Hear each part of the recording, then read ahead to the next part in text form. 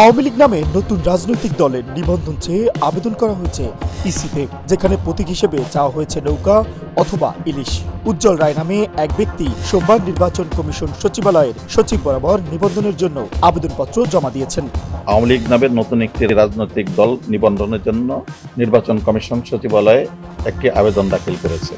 আবেদনের দলের ঠিকানা বঙ্গবন্ধু এভিনিউ উল্লেখ করা হয়েছে, তবে এতে কোনো সড়ক ও বাড়ির নম্বর উল্লেখ নেই। দলের প্রতিষ্ঠার তারিখ বলা হয়েছে এবছরের 24 মার্চ, যেখানে নবগঠিত কমিটির মেয়াদ শেষ আগামী 20 এপ্রিল হবে বলে জানানো হয়েছে।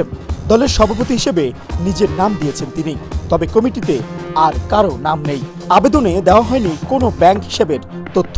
তহবিল গঠনের উৎস হিসেবে দেখানো হয়েছে ব্যক্তিগত তহবিল। উজ্জ্বল রায়ের বাড়ি দিনাজপুরের পার্বতীপুরে। তিনি বলেন, ফুলবাড়ি পার্বতীপুর নিয়ে গঠিত দিনাজপুর 5 আসনে আমি নির্বাচন করতে চাই। সম্মেলনের আগে সাবেক প্রধানমন্ত্রী অর্থাৎ শেখ হাসিনার সঙ্গে দেখা করতে চেয়েছিলাম, কিন্তু পারিনি। আমার দলে এখন পর্যন্ত আমি একজন আওয়ামী লীগ নামে নিবন্ধন আবেদন করেছি। নিবন্ধনের শর্ত পূরণের অংশ হিসেবে তিনি শেখ হাসিনার নেতৃত্বাধীন বাংলাদেশ আওয়ামী লীগের সাবেক মন্ত্রী মোস্তাফিজুর রহমানকে 7ম সংসদ নির্বাচনে নির্বাচিত হিসেবে উল্লেখ করেছেন। আবেদনকারী উজ্জ্বল রায় নির্বাচন করতে চান জানিয়ে আরো বলেন, এজন্য ইসিতে আবেদন করেছি।